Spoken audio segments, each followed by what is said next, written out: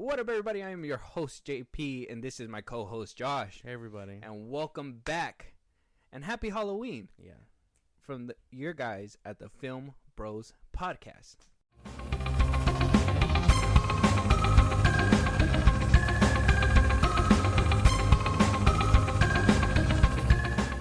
All right, y'all. Welcome to another Horror Fest, our last episode in our Horror Fest series. October's over. Yeah. Happy Halloween. I hope you guys are getting candy. I hope you guys are taking the kids out. I hope if you're an adult and you feel like you shouldn't be getting candy, I hope you guys are out there getting candy too. Yeah, for sure. Is there an age limit for Halloween? No. I think eventually it goes from candy to alcohol, though. Like, I think you go to bars and stuff dressed as, like, costumes and then... Like, no, sir, I don't want the candy. Put a tiny bottle of tequila in there. Basically, yeah. For the adults. Yeah, it would be nice. I think getting faded on Halloween is what you need to do. The little shots in those little bottles. Hopefully they don't give it to a kid by accident. That'd be bad. But for sure. Either show me your ID. Yeah, I need to see your ID, please. But in this episode, we have a new movie, one that just came out. It's, in my opinion, it was one of the most anticipated horror Halloween movies that was coming out this year. I know since the very beginning when we first heard that this movie was going to be happening, that a lot of people who played the game were very excited about this. Yeah. And so they wanted it to be great. Now, the movie's out. I've looked on Twitter. I've looked all over the place. It had like I want to say 60-40 split. I think 60 hate it while 40% love it, which I don't know what that's about. But we'll break it down for you guys. We'll figure out what's to love, what's to hate. Yeah. But first, Josh, let them know what movie we're going to be reviewing today. Five Nights at Freddy's 2023. Hi, this is Mike. I was just calling to see if that job that you offered was still available. Yes. The security guard. I will take anything. This place was huge in the 80s with the kids. They shut it down years ago. The owner's just not ready to let it go yet. I will work and you will sleep. I understand. All you have to do is keep your eyes on the monitor. Welcome to Freddy Fazbear's, where fantasy and fun come to life. Okay.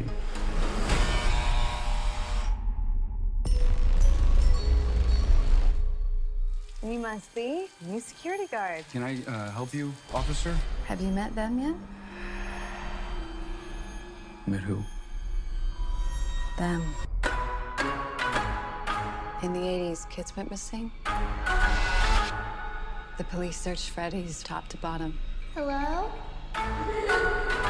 They never found them.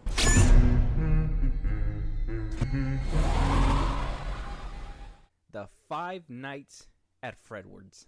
That is what we're gonna be. Frederick's at Frederick's house. They just, they were having a good time and they never wanted to leave. Stayed 5 nights. It's like I said, it's an anticipated movie. A lot of people loved it. Yeah. I did say there was a game tied in, which came out first before this movie, and it's been around since when? 2008, I think you said. 2014. 2014. I was wrong about that. That's what the first game came out 2014. It's a sideways scroller, very simple things, and then pixels, pixels, and then there's about, I don't know, 2, 3, 4, 5, 6. I think there's probably like 9 games now, and then there's like 20 books on one franchise, and this is the first movie to come out since the beginning, basically. Yeah. Well, in this franchise, at least in the game franchise, from what I've been looking into, because I told you I did a lot of research, I looked into a lot of stuff. I wanted to be as well informed as I could for this review, knowing that there was a years of lore and extra things that are happening behind it. And it seems like a lot of the game just kind of follows a lot of theories that people will be putting on the internet. And they're just like, yeah, we'll make that happen. And so they do it for the people. And I think that's going to play a part in like the review that we're obviously going to be doing right now. But let's go ahead and get our initial reactions to this movie. I want to go ahead and ask you. You went to the movie theater for this. I did. I watched it on Peacock twice. Yeah. what did you feel when you walked out of this movie? Satisfied, if I'm being for real. I obviously there's things with this movie that I wasn't vibing with. More on that later. But by the end of it, I was like, okay, I think it did enough to get me excited for a sequel. Also glad that the people in the movie theater weren't assholes about it. They were kind of just all quiet, which was one of my favorite things. I was like, okay, this place is kind of packed. Thank you for not ruining the experience. But yeah, I feel like this movie left me obviously wanting a sequel, but at the same time, I know that this movie isn't perfect. So it satisfied me, to say the least. All right. And you? Okay, thank you for asking. I was just gonna go on and glide over it, but thank you for asking. By the end of it, I felt empty. I felt bored. I finished it and I was like, that's it.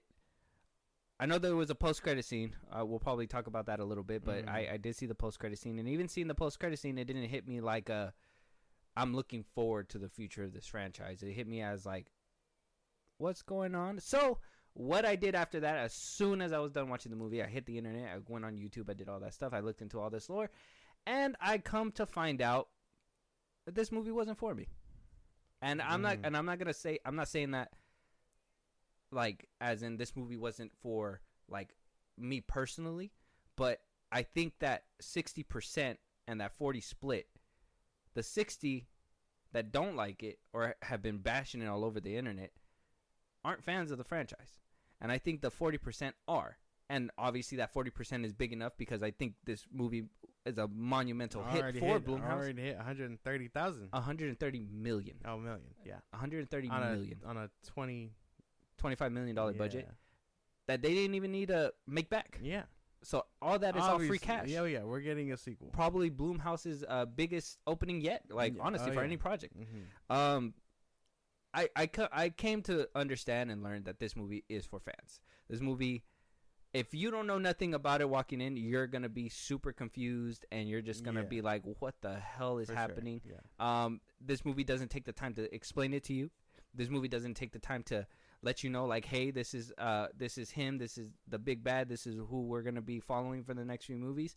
We're probably going to get to the big bad eventually because I think you kind of spoiled it for me that Matthew Lillard's character was one of the main antagonists of the series. And I know it's not a big spoiler because people should know that, but as somebody who's not a fan of the franchise or, you know, has played the games, it was something that kind of like, I would say, played into, oh, I know it's him. Kind of, I see what you're saying, but to be fair, I mean, even when he was on his little marketing tour for this and he got signed on for like 3 movies or whatever, he was saying the quotes and stuff too. So it was obviously, if you're paying attention to what he's saying, you're gonna get it. Knew it, yeah. And that's what I'm saying. If you're a fan, you're gonna realize those words mean something. Mm-hmm. Whereas I seen it and I was just like, all right, you're teeing up something. Yeah. Let's see what you're gonna tee up. So we get to the point where Rotten Tomatoes bashed the fuck out of it. Critic score. When I first initially seen the critic score is at 31%. At the time of recording, it went down to 25%. Yeah, it went down. It went down significantly. But the audience score is at 89%. Oh, yeah. So people seem to like it. Yes. I mean, 130 million really tells you that there's a fan base for this franchise. Director was Emma Tammy. Obviously, Jason Blum came out and helped write, produce, do all that stuff. This movie has been in limbo since 2008. When you said 2008, that's when this movie's had first. I think it was 2007 actually. Yeah. When they said, "Hey, we're gonna pick this up." Started at Warner Brothers, wound up getting pushed over to Blumhouse at Universal. Yeah. So it's been on a slippery slope, and now it's finally seen the light of day. Cast, we got a pretty decent cast. We got Josh Hutcherson as Mike. Piper Rubio as Abby, Matthew Lillard as Steve Raglan, a.k.a. Oh, this is also a spoiler review, guys, just to give you guys a heads up. I know I probably should have said that in the beginning. If you know the games well enough, you know who he is. Yeah, you guys should know. So, and then more and more, Aunt Jane was played by Mary Stuart Matterson. Vanessa was played by Elizabeth Lale. and so on and so forth. And I know we got little cameos from little YouTubers and all that stuff. Sorry, I don't want to say little and make it seem like I'm belittling them, but you know, No, these you don't YouTubers get their that- fan bases on you. yeah, honestly, I don't want to have to. I feel like the beginning of this episode is gonna really get people on me for sure. So I want to start this one off different, okay? Yeah. Because let's just be honest. I'll just be honest. There's a route that I want to take with this episode. So I want to hear all the pros of this movie from you. What? Really? Yeah. Well, What did you like about it? Well, I like the story. I like the. Honestly, I was a big fan of the animatronics. I like the acting. I think everyone kind of nailed it here. My favorite parts being Michael and Vanessa. Abby was another good character. Wasn't really expecting to like her. I thought at first she was gonna be annoying, but I came around to her character quite quickly. I think this movie does a good balance at being funny and making an attempt to scare you and make you feel the actual urgency or whatever. You say funny? Yeah, you didn't find this movie kind of funny? I laughed at some scenes. Yeah. Keep going. Well, This is a horror movie, by the way. yeah, horror movies can make you laugh.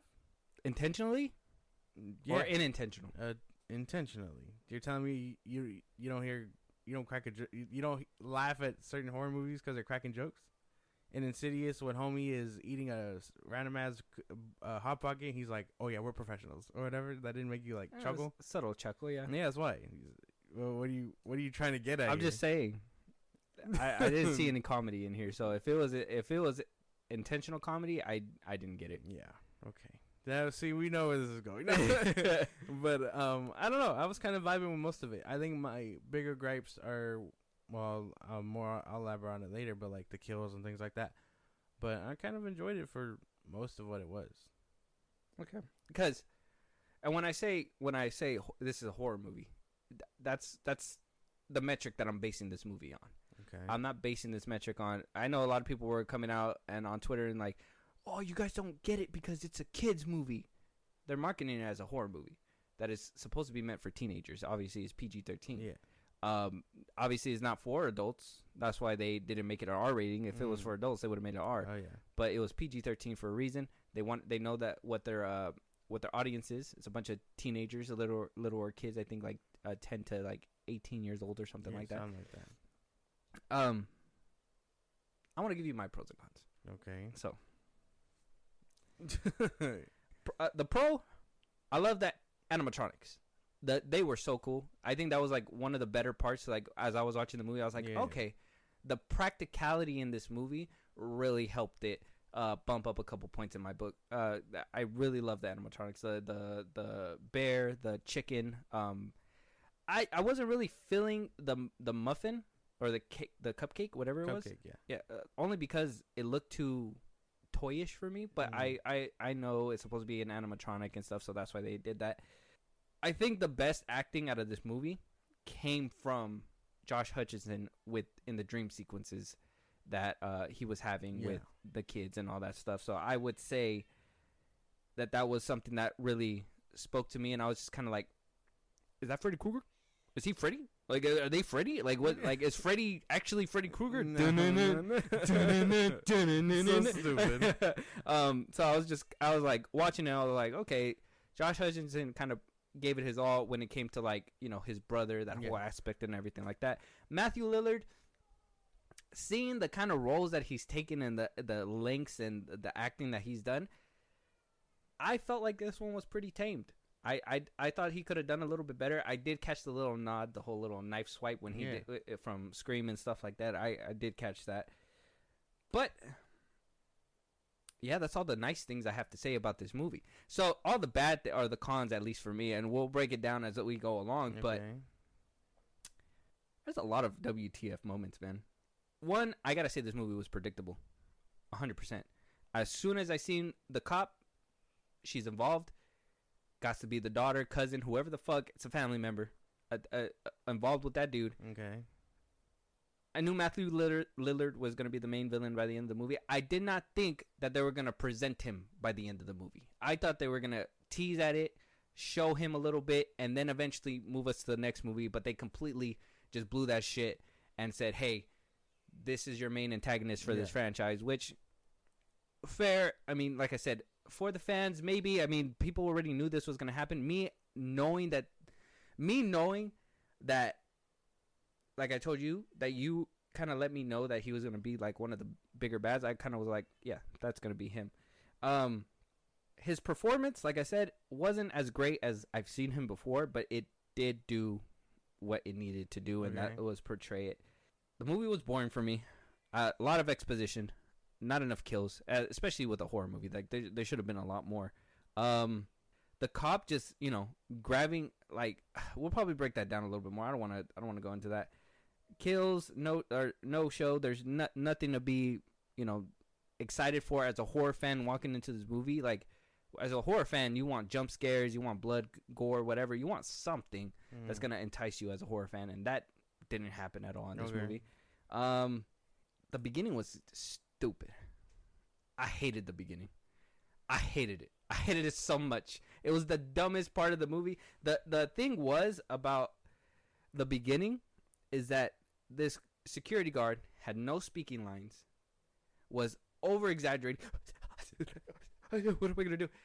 Goes into a vent. When he first goes into that vent, dude, it's super tight. He was barely crawling through. He couldn't fit.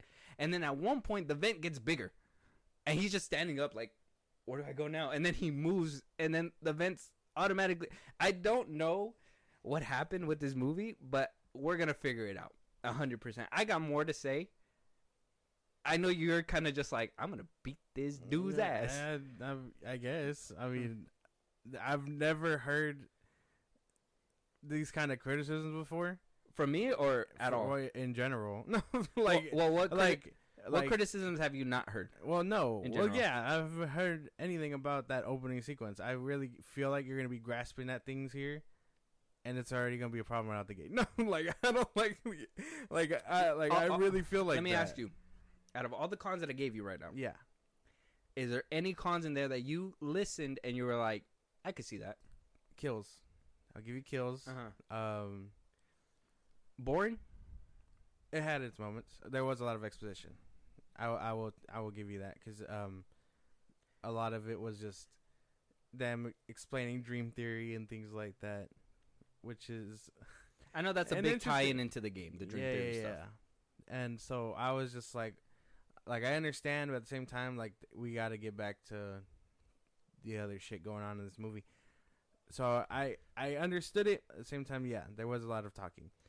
All right, so let's go ahead and let's start diving. I like Matthew Lillard. Did you? You liked his performance and everything? I didn't think it was bad. I just think that they tamed him, and I don't know why. There was something in the movie that really felt like.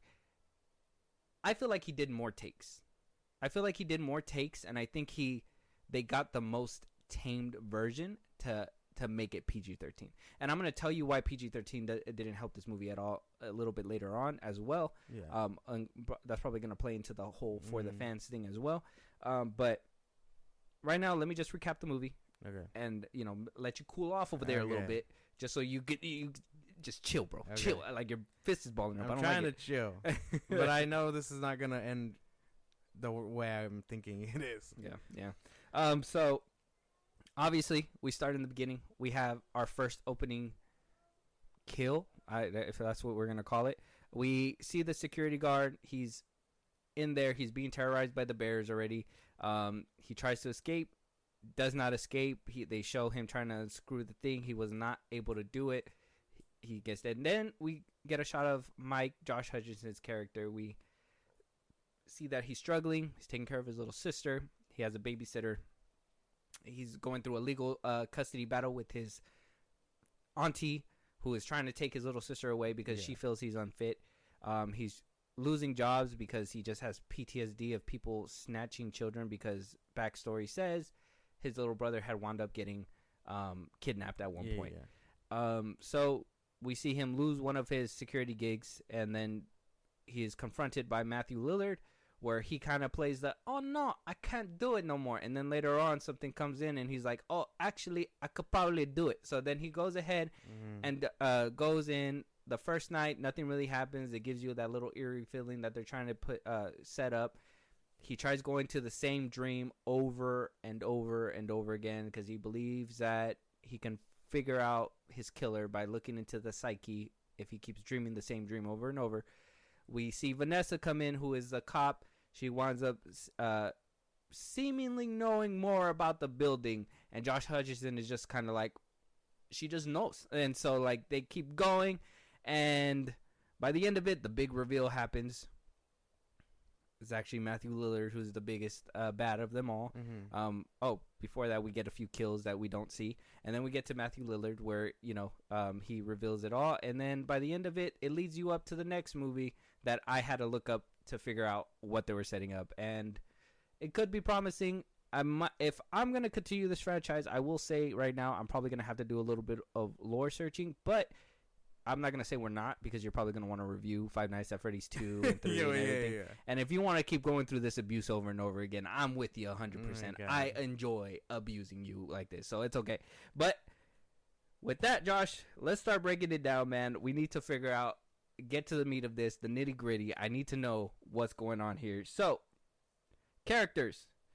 Like I said, we had Josh Hutcherson. We had Matthew Lillard, Vanessa, she was in there. The auntie was in there. How do we feel about the characters? Did they bring a lot to the story? What'd you think? I thought they all brought something to the table. I kind of really enjoyed everybody all around, from the ghost children to the animatronics. They were honestly one of the better parts. I'm glad that they really put in as much personality into them. You know what I mean? And it makes sense because they are basically kids trapped souls or whatever in them. So no big complaints on any of that part. I think the standing out people obviously were Vanessa, Michael, and then Matthew Lillard's character. I don't really have that many gripes with the characters. I know there was a lot of random cameos. I know Corey X Kenshin was in there. I told you about him. He was the YouTuber driving the cab, and then the waiter dude. Matt Pat was the waiter guy, which I thought, again, it was so weird because I think we were saying that he wasn't going to be in it either, and then he was in it. Yeah, and that's one of those scenes that they try to be funny, and I was just like, why is this dude still talking? And I think I told you that yesterday. Yeah.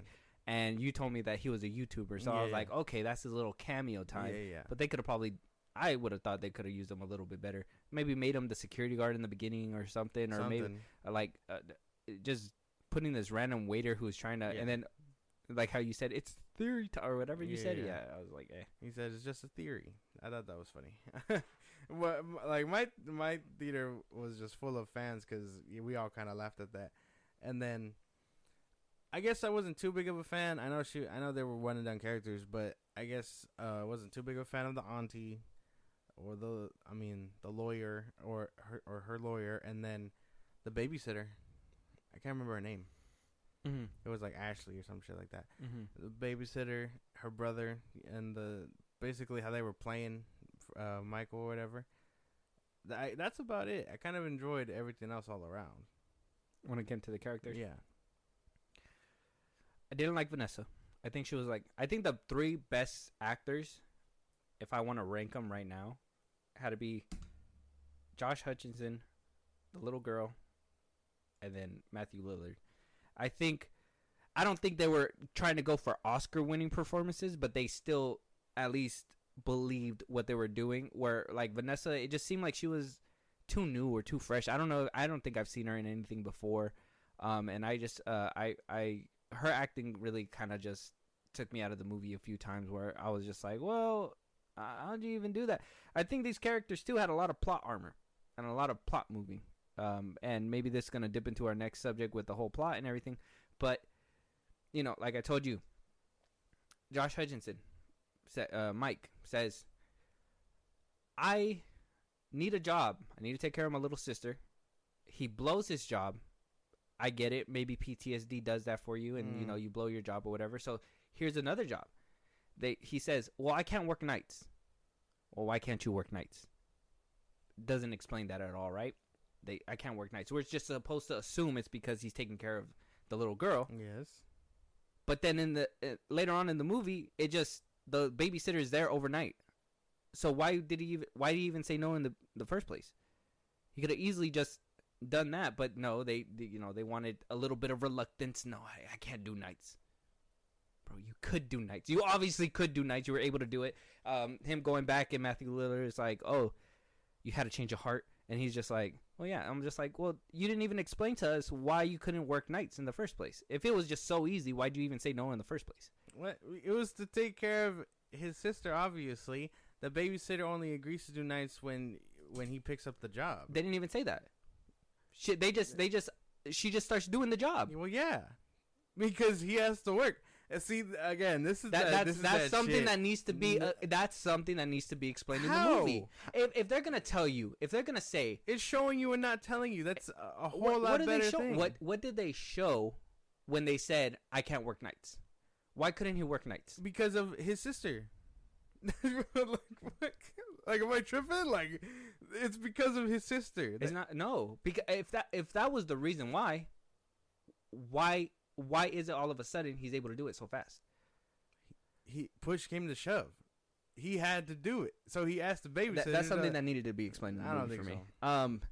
And then Vanessa getting the pills, doing all that stuff, and then getting into his life. At one point, she chucks the pills into the water. Like, bitch, who are you to even do that? I was just more like, what? Why is she so, like, invasive in his life? And I was like, I understand that she's supposed to be like that ploy or whatever, but why would, and she was trying to save him a little bit and whatever. That's why she threw the pills in the water or whatever. But, like, they made her way too overbearing in his life. Way too. Oh, next time you bring her here, I'm going to shoot you. What the? Wait, first of all, wait. We don't even know the context behind you in this whole place. And you're going to go and you're going to say these weird things to this character. My thing is that if they were going to play on that and then eventually there's a huge reveal, that's not the way you set up a huge reveal. You've seen how other movies do it, other horror movies do it, and that is not how you make a big reveal, because we already knew what was gonna happen since the very beginning. If they would have played on her like she was the nicest person, that she was just out there looking for him and everything, but you knew there was something up with her the whole time, or you didn't. I didn't. You didn't know? Well, no, it wasn't until the end when she was being shady where I was like, oh, her tie-in is probably gonna be that she had someone shady the whole movie. She had someone fucking die to the guy or whatever, and they were gonna have that in common or whatever. Mm-hmm. That's why she was so protective of Abby or whatever. Mm-hmm. But again, that's just another thing they changed of this movie. I mean, I can go into forever about the changes between the games. I know and they the changed movies. things from the game and everything, and obviously you're not gonna be able to adapt the game to the movie. Yeah. It has to be different. Like making Vanessa the actual kid of him was a little odd, only because again, that's just never been heard of. Like, that shit was kind of weird to me, but I don't know. I wasn't suspecting her. I was that ass out the whole thing. You know who made me laugh? I will say. You know what? Thinking about it now, you know who made me laugh was the lawyer dude. When he was at the table, he's like, "I really shouldn't be here for this." Yeah. And he's like, "Sit down." And I'm just like, that was kind of funny. I think that was like the one sliver of like comedy. Intentionally funny. Yeah, that one was intentionally funny. But the auntie, I know you're supposed to hate her, but you know, I actually enjoyed her and everything with the scenes. One thing that really popped out to me by the end of the movie, did she die? She died. And they just lived their life, huh? Basically. They just said, "Hey, she died on that carpet over there, but we're gonna eat breakfast right here." Yeah. Yeah. No, they didn't even show anything. They like, she was just laying on the floor. They took the girl, and then like, she just never shows up in the movie again. They don't explain anything. They don't say, "Hey, your auntie died. Hey, this or that." They said, "Nope, we gotta wrap up the movie. It's about to be done," and they just yes, where her cold corpse were. We're gonna eat breakfast right over here. It literally probably was the day after. the next morning, they're just like, yeah. It was like, they cleaned up the body that quick or what? No cops at the house, no nothing. It would have been different if like by the end of the movie, kind of like how Scream was, where they're kind of just walking to the house and the police are all at their house because there was a death there, and then you kind of see them just, or the end of I did say Scream 1, but Scream 6 too. Like they're recuperating. They just had a terrible night and they're trying to move on, kind of thing. They just were like, oh, who cares? You almost got killed by animatronics. Hey, we're gonna keep it going anyways. So, I mean, I don't know. There was a few things in there. Like I said, the dream sequences in the plot, though, that was pretty good. I would say out of the whole movie, the dream sequences, spot on. I love the little kids that were in there. They were creepy. The whole losing your brother and him chasing him and him not being able to live it down, I think that was like the best plot of the movie. Oh, yeah. They should have played on that way more. And I know they were kind of doing it, but then we kind of just shifted to like wanting to get the daughter. And I was like, the sister. And I was just like, I mean, that's fine, but I think we had a compelling story with these dream sequences and trying to figure out who killed the brother. And it could have been like that, where like it could have been a thriller, and then surprise, it was actually him all along who did this or whatever. And I will say, what got me in the beginning was when he like read the last name and he was just like, actually, there's that kind of threw me off for a second. And then at the end when he said, I was the one, I was like, oh, that makes sense, because they have same last names. But how do you even know the kid that you kidnapped? How'd you know his name? Did you ask him? Why didn't they put a scene of him luring the kid in and being like, oh, what's your name? And he tells him the name, and then we would have made that connection. But what the fuck? Oh my god, dude. That is not hard to put together, bro. He would have showed up in a newspaper or something, man. Garrett Schmidt, dead, whatever, kidnapped, something. He would have learned his name. If he's kidnapped so many kids, why would he care about one kid's name? It's still going to show up in the papers. It doesn't matter. What If he kidnapped so many kids, why would he care about one kid's name? He cared enough about the kids he murdered, the 5 kids he murdered before, because he had parties for them and all that shit as Springtrap. Did they say that in the movie? That's just one of the things you have to get. He worked there. Did they say that in the movie? Well, no, but that's easy to get. And we're going to be having this like that. Okay, you need to understand that I hardly know anything about the game. So that you going into it and knowing about the game is going to help you have this insight on certain things. And you're going to be like, oh, yeah, that makes sense. Oh, yeah, that makes sense. But for a general audience standpoint, and I would say I'm general audience when it comes to this movie, because I don't know the lore, I didn't know anything about that. Those are fundamental things in a movie that you need to have in order for me to understand. As somebody coming in that, like I said, he worked at a party Pizzaplex. That's why I'm saying, like, if, what do you call it? They didn't even say that he worked there in the movie. He owned it. They didn't say that in the movie. Yes, they did. When? He said the owner was a real sentimental guy. He was talking about himself. Obviously, he worked there. He was the Springtrap guy that was luring the 5 kids in. He worked there.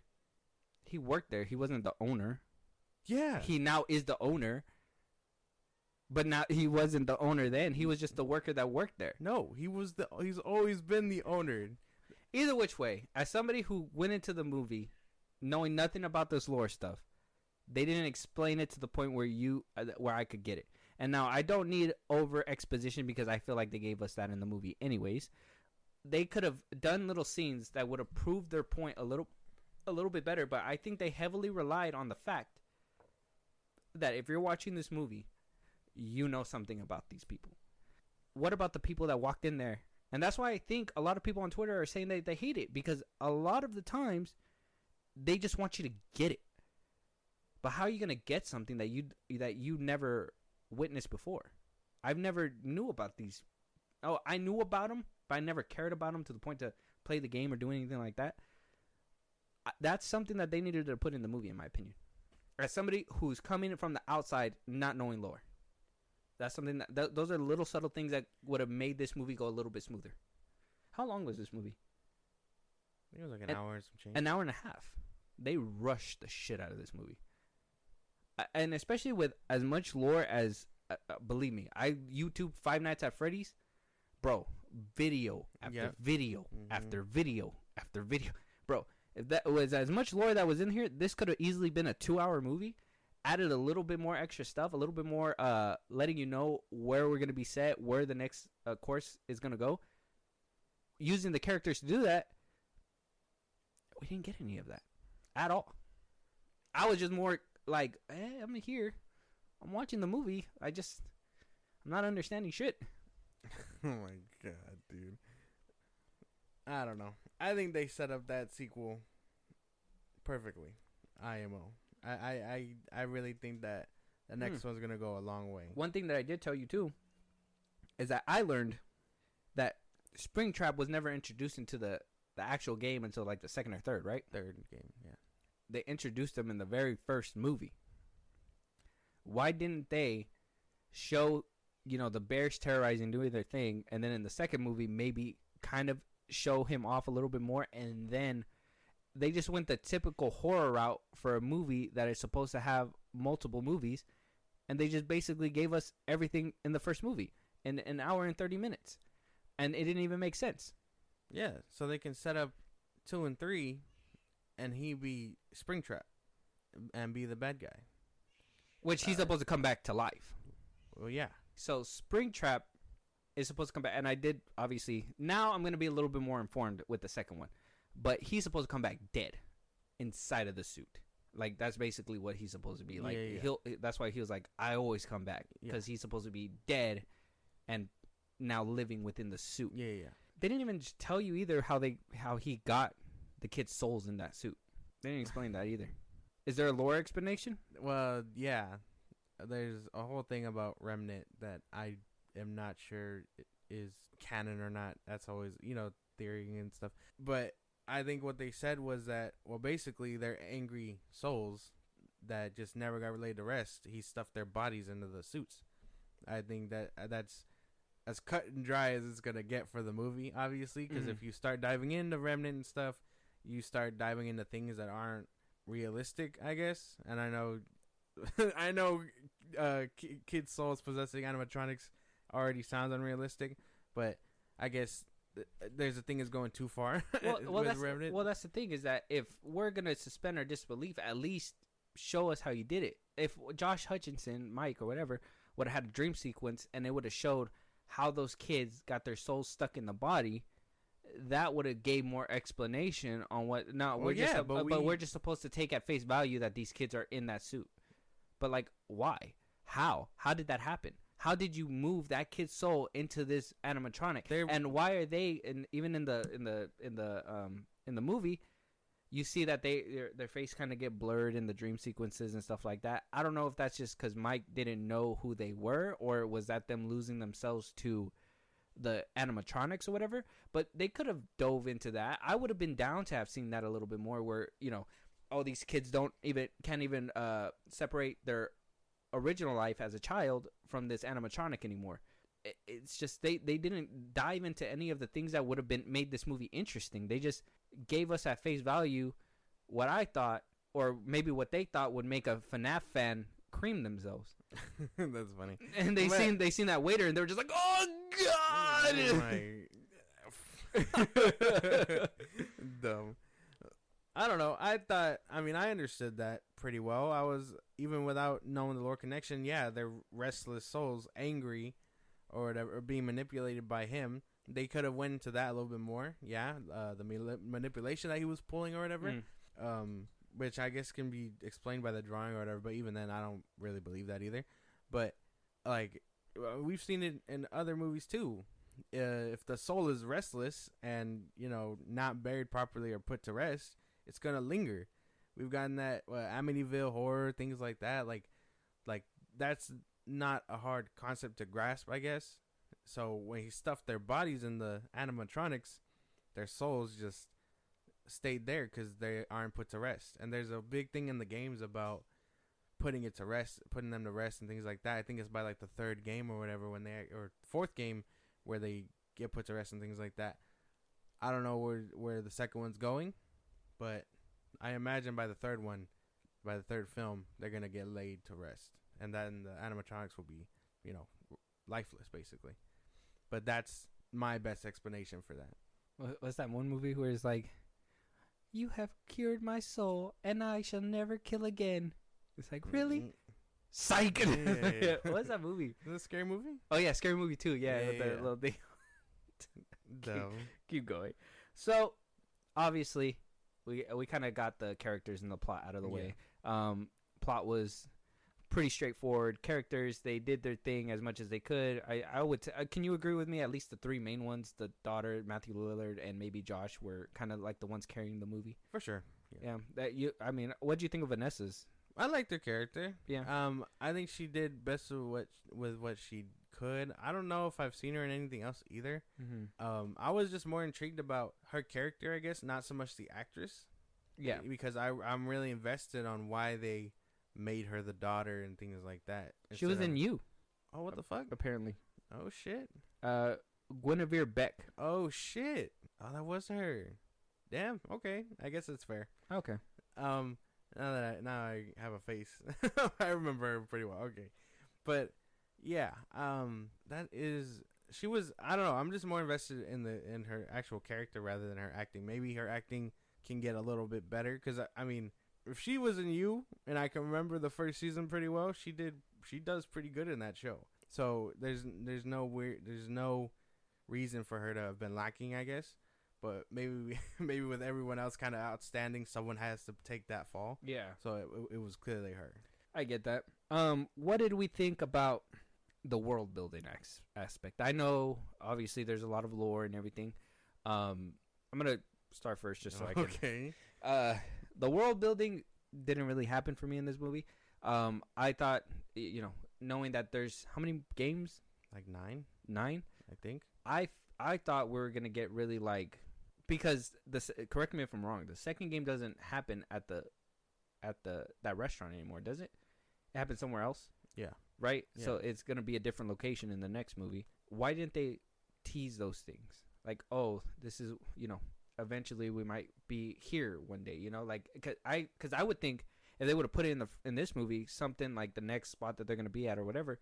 When I go and watch the second one, I could go back and appreciate the first one a little bit more and be like, oh, they kind of were setting this up in a way, and they just, I honestly think the world building was lacking in this movie for sure. For sure.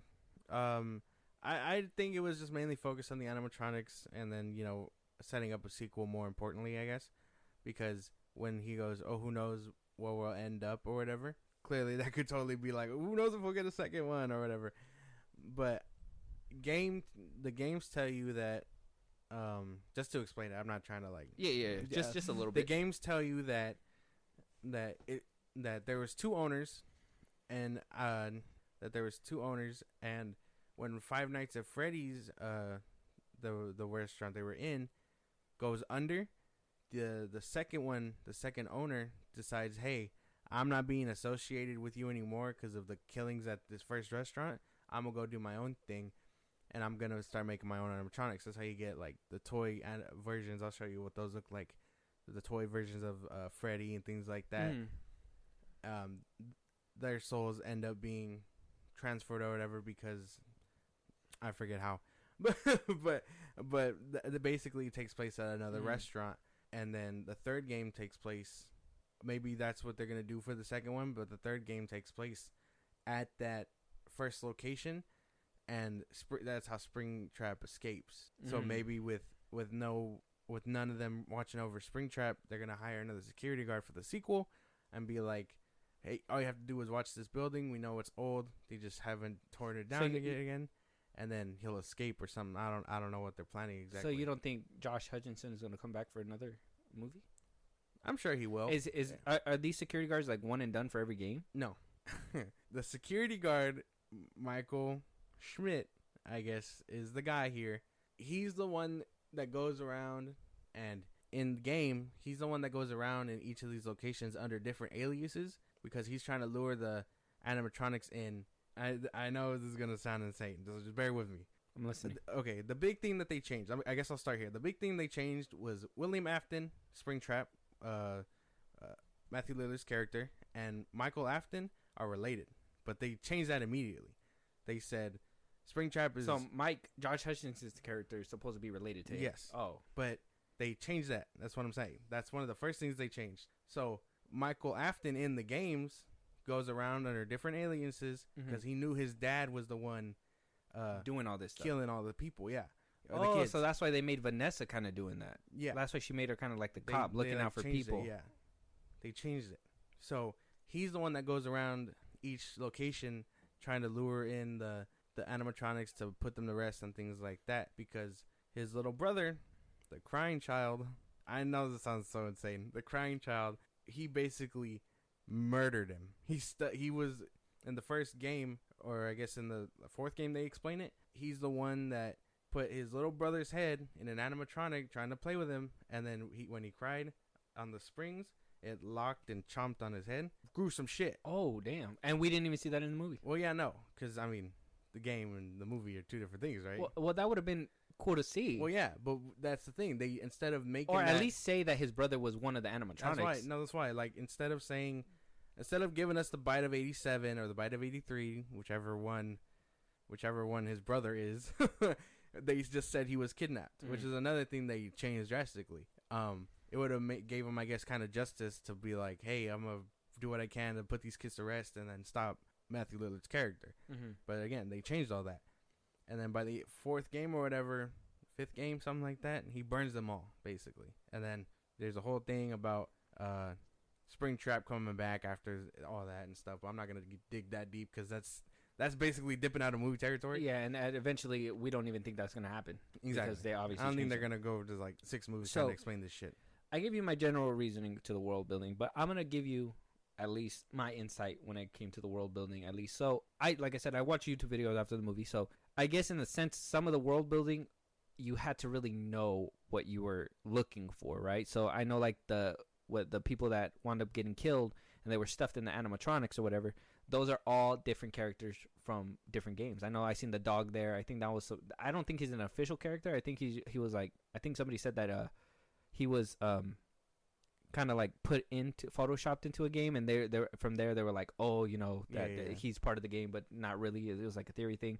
And then Broken Down Bear or something like that. There was something named like that. I guess he has like green feet. He was in the movie in somebody else's body. And then I guess at one point, I gotta do a rewatch on this, but apparently there's another animatronic that's hidden in the shadows. The puppet. The puppet, which that apparently that's what the end of the movie is supposed to be setting up for the sequel. Yeah. Supposedly, I'm not sure. Apparently, I don't know, but yeah. that I guess in that aspect, that's what I'm saying. That's why I think this movie's more for the fans, because if you don't know shit, they didn't really go out of their way to explain That's anything. why I didn't see the puppet either. I know they were like, oh, he paused it at certain scenes. It's creeping in the background or whatever. I didn't see it, and I want to go back to see if it's actually there. Turn my brightness up on my phone, something just so I can catch it. Yeah. But it's kind of like if I didn't even notice him, you know, I had to. How are you going to expect somebody else to Exactly. notice Yeah, something? yeah. Exactly. And the puppet is the big thing, I guess, protecting the souls and stuff like that are trapped in the animatronics. Is that something they're going to show us in the sequel? Like, I understand what you're saying, because, like, I can appreciate the puppet being there, but even I know as a moviegoer that You got to if set I'm that not up. focused, if I'm focused on Chica and you're telling me in the shadows there's eyes or whatever, but I can't see that shit and I need to brighten my own shit Yeah. to see it, you've already kind of failed. Yeah, exactly. And especially if you're going to set up a character for the next movie, you should at least kind of introduce them in this one. Yeah. Like towards the end or whatever, when they were dragging Lillard's body or whatever, if you would have seen a little bit more blatant puppet right there in the background or wherever, or next Springtrap when he's getting impaled, it would have been different. Yeah. But as somebody walking in that doesn't know any of this stuff and had to look into it in order for me to understand, that's why I'm telling you, like, the movie itself, probably with everything on the outside, is probably like up here for a lot of people. That's why I'd be seeing a lot of people say, I've heard people say peak, best horror movie of the year, whatever.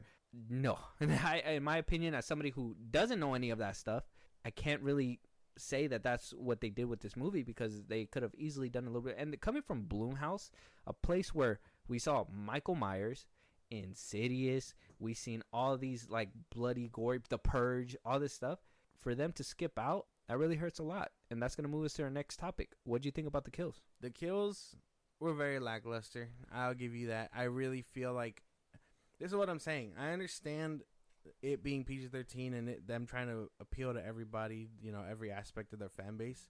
I really feel like an R rating would have benefited this movie so much better, especially if you're giving it the horror movie title. Like, I will agree with you there. Everything was so lackluster. Like, I'm telling you, there has been people have made the whole scene of him being Springtrap like so much more gruesome. And the fact that we only see it dig into his ribs, but we don't get no blood or anything like that. Barely like, any blood. Oh, It yeah. stained his shirt, but barely any blood.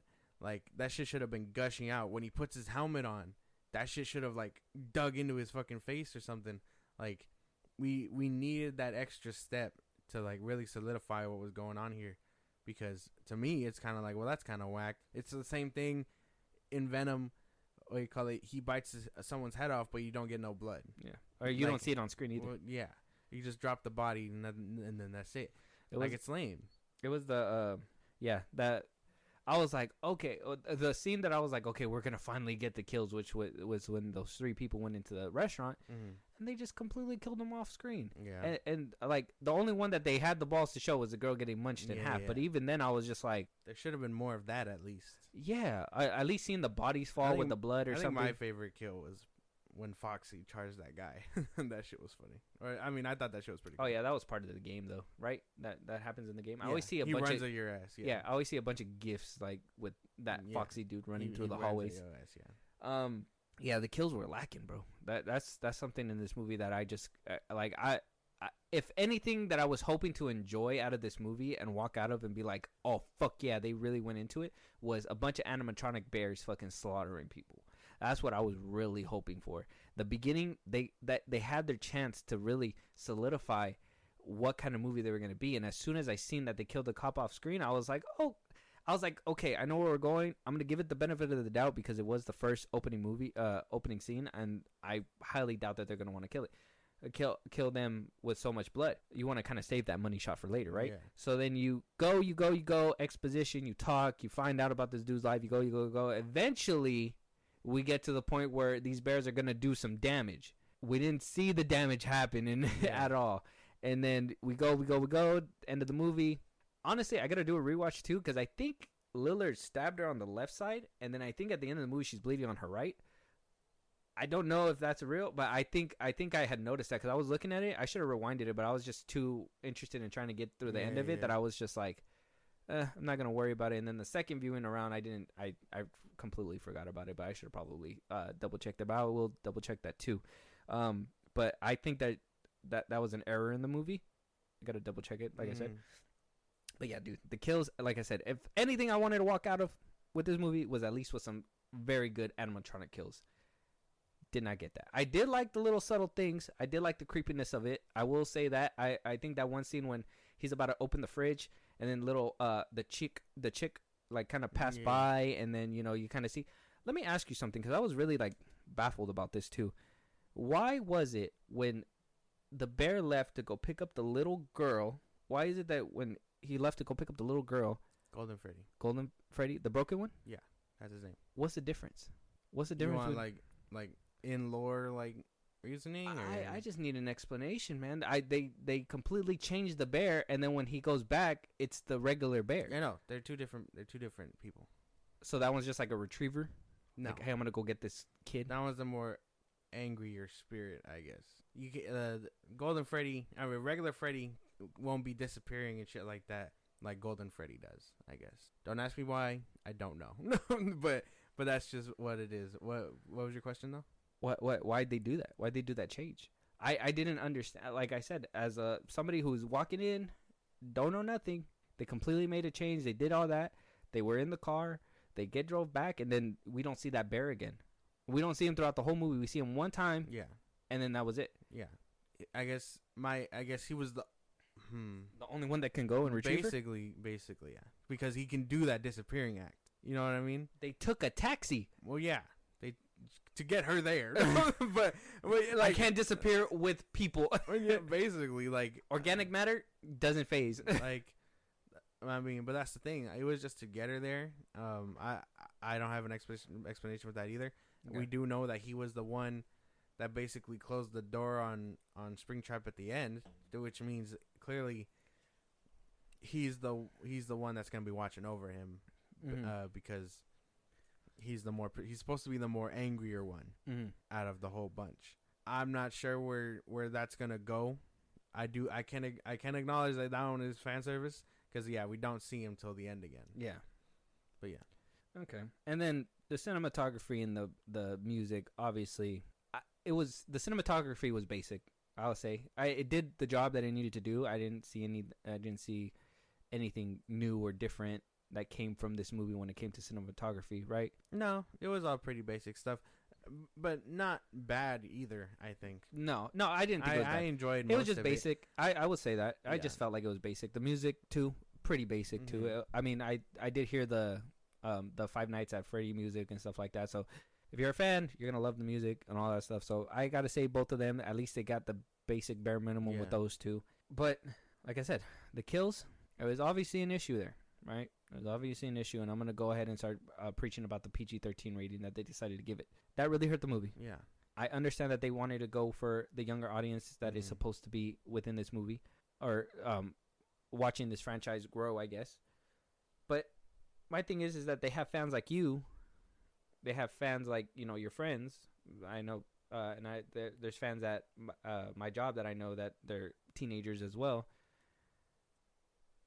But like, if you know that this series has been going on since 2014, somebody who grew up with this and they're already adults, why go for that PG-13 rating when you know that you have other fans out there that want to see this kind of stuff actually go full force? Because I did see in comic books too that they didn't skimp out on the gore and the blood and all that stuff either.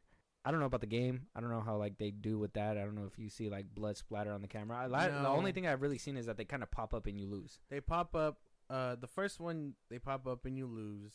I don't think you get that kind of blood till the fourth game, and they're supposed to be like nightmare animatronics, quote unquote. And I think when they pop up, blood actually does come on the screen, like comes down or whatever, transitions to the end game over screen. But that's about it. But yeah, maybe I don't know what their dealing was with this. Maybe it was just to see like, hey, if we make it for everybody, well, let's see how much we can rank in, I guess. Maybe that could have been their reasoning. If you make it more PG-13, you're going to see a lot more you're going to get a lot more engagement. You're going to see animatronics as a kid, and you're going to be like, I want to go see that movie. Yeah, so maybe they just didn't want to risk it with an R rating. I don't know what they could have done.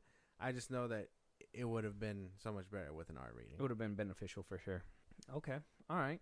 And then I've been saying it throughout the whole time, but just to kind of touch on it one more time. And now that we kind of ran through it and we kind of not, it seems like you're kind of understanding me now. In the beginning, it kind of seemed like you had your wall up and you were like, I'm going to defend this movie with my life. You were Logan Paul going in the ring with Dylan Danis defending Nina. That's what you were basically doing. No, but I mean, that's the thing though. I understand your gripes. It's just some things I will say I think you were kind of grasping at, like, loosely. Okay, so some things you still think that I'm... Yeah, kind of tripping on, yeah. Where were you going with this? No. I just wanted to point that now that you kind of see a little bit of my perspective and you kind of understand that this movie was purely fan service. This movie was purely for the fans. This movie wasn't really for general audiences, and I can tell you right now that a lot of the younger crowd who understand the game that I've been seeing reviews and all that stuff, they are overwhelmingly saying it's good and all that stuff, whereas like other people, older people, adults, all that stuff that weren't really into this franchise are really panning this movie as bad. And that's where I can easily say that this movie wasn't for general people, but for the fans. And that's why when we get to our score, the score is where it's at. And I just want to, kind of preface it that way. I already know you're going to give it a low score, man. That ain't no secret. But with that, I think we ran through all everything. I mean, if you have anything else, do you have anything else to share? No. So let's give the light summary, and then I want to hear your score. Okay. So even with everything, I can acknowledge its flaws, but I understand it because I know the lore, I guess. So I know I can look forward to a sequel with everything that they set up in this one. Kills, we're still lacking. I hope the second one really improves on that sort of thing. Matthew Lillard, can't wait to see him come back as Springtrap and actually do some damage. I do know that he took a fat back seat basically, because they were trying to hide that whole mystery. I hope to see the whole cast come back. Maybe except, I don't know if she actually died. I know he told her that she was sleeping. We didn't see any blood or whatever, so you can't really be sure. He said, "I'm gonna stay with you, But I hope until you wake up." And then the next scene over, he's eating breakfast in the house. Anyways, yeah, I hope not to see the aunt again, depending on if she did die or not. And we wouldn't know. We don't know, only because there was no blood. If it was rated R, there'd be blood, like all over her body or something. But yeah, I'm giving it, like, I liked it. 1 through 10. 1 through 10. 5 being in the middle, 10 being the best, 1 the It's worst. definitely not the best. There is things to improve upon, but I am very interested in a sequel. I give it like a 7. A 7? 7 out of 10. And what's your hype level for a sequel? Not seeing the ending, the cutscene, and all that. 7. I'm Pretty still high. kind of hyped. You're still kind of Oh excited yeah, about it. because I mean, I haven't broken your spirit in this room. They were alluding to a lot of stuff, man. Like Puppet, Balloon Boy. The Balloon Boy, they did show him throughout the whole movie, too. Yeah, like they were kind of hype. Like I don't know if they're gonna aim for the toy animatronics for the sequel, but Balloon Boy, fucking Mangle, like that's supposed to be like a prototype Foxy looking kind of creature. I'll show you what that looks like if you want. Like they can really take the time to do crazy shit. They just have to be willing to. Now that they see the return, they just have to be going for that risk, I guess. But yeah, 7 out of 10. I gotta say, first of all, this movie blew expectations. I told you in the beginning that this movie is probably not gonna do as good because it was up against Saw at one point. You remember? Yeah, it was up against Saw X at one point. Yeah. So clearly, Five Nights at Freddy's is the winner because I think overall by the end of the theatrical run for Saw X, it was only at 100 million. Yeah. So technically speaking, Five Nights at Freddy blew it out of the water. Yeah. I mean, if it was up against Saw X probably wouldn't see the next light of day. So maybe it was smart for them to move Tobin Bell away. Yeah. I will say that you won this one fair and square. I'll shake your hand on that one. Okay. You're a winner on that one. Very good. This shit's insane. I that's all I gotta say. This shit's insane. The fact that they literally made a whole movie for fans. That's where it comes down and to. it made. Yeah. This movie could have easily have been, in my opinion, a fan-made film. This movie could have easily just been that, and it would have, in my opinion, blew up on the internet because of the fact that there's so much lore in there. Yeah. You don't really need to give it to a general audience because the general audience is not going to really understand any of this stuff. Everything else was fine. The kills were lacking. PG-13 rating really hurt this movie. Everything else, the fact that they just assumed everybody's supposed to walk in there and know what the fuck's going on is what really hurt this movie too for me. Like I said, I have a metric on the way that I do my rankings, and a lot of it has to come with the first movie. I don't take into account what's going to happen later. It's just the movie itself. With that being said, this movie for me, at the end of the day, from 1 to 10, 10 being the best, 1 being the worst, 5 being in the middle, I'm giving this movie a 3. This movie not only left me unsatisfied, it left me bored in the middle of it. And I would say my hype for the second one is currently at a 2. If they do anything that will reignite my flame, because I was really excited for this movie. I'm not gonna lie. I know I was kind of talking about it on other episodes, and it didn't seem like I was excited for it. Yeah. But like I told you, I was really hyped for it because I know that you're interested in it, and I know we're gonna obviously do more reviews as more come out. Yes. And I don't want to be that guy to be like, well, every single time this doesn't make sense. This doesn't make sense. I don't like being that guy. I like to give movies praises, and if I can tell you to go watch this movie, I want to tell you to go watch this movie. Five Nights at Freddy is a movie that me personally, would not recommend to anybody. I would ask them first, do you know Five Nights at Freddy's? Do you know the lore? Yeah. If you love that, you will love this movie. If you don't, you're probably going to be on the fence about it, and you're probably not going to like it. Especially, I will never tell and this is me being as honest as I can. I would never tell a horror fan to go watch this movie. A horror fan will not like this movie. That this is not a horror movie. This is more of a I can't even explain it. Like, they labeled it as horror, and it didn't feel like a horror movie. There was no horror movie. There was no horror stuff going on. Yeah. So at the end of it, I gotta give it a 3. I'm sorry for those that think it's peak and whatever. If you guys have that opinion, I'm happy for you. I'm happy that this movie fed into your fandom and helped you out. I personally think that this franchise and lore, after doing my research on it, has some big issues if the fans are over here making basically the games, because they're giving out theories, and then the studio who's making these games are just like, well, you're right, here you go, everybody, here's everybody, you're gonna see whatever you want, and that kind of hurts. Whoa. No, that's what do you mean, no? That's not what's happening. I've seen multiple times on different YouTube videos where they're like, yeah, that wasn't a character in the game, but somebody had did this and blah blah blah blah blah, talked about it, and the next you know, they put it in the next game. So Scott Cawthon has been notoriously known for like calling out MatPat, the dude that I told you about, the game theory dude, and telling him that he's wrong, like constantly. You know what I mean? So it's not like he knows what he's doing, and I'll tell you now, even kind of like the MCU, when he made the first 3 games, he didn't have 2 and 3 in mind. He just did 1 and was like, oh, people really like this, I'm gonna do 2 and 3 and then make it connect. Just that goes with everything. But I think now he's gotten to the point where he thinks he can write for the movies and things like that, and actually put in an original thought. There's no, like, yeah, sure, we'll get some people will get some things right, the puppet being in the movie or whatever, but other times, like, he's very adamant on being like, no, there's the thing that you're looking into most isn't important at all. So some theories do come off wrong and stuff, and some come out right, but that's the thing. It's not so much like, oh, I said this and then he did it, I must be right. You know what I mean? Like, it just, sometimes that's just going to coincide because you guys are on the same wavelength. But if you're dead wrong, he'll be like, you're fucking wrong. And then the next project will prove that. You know what I mean? Yeah. Okay. All right. Because I did see a few where they were like, oh, yeah, I told you I was right or whatever, this is going to happen.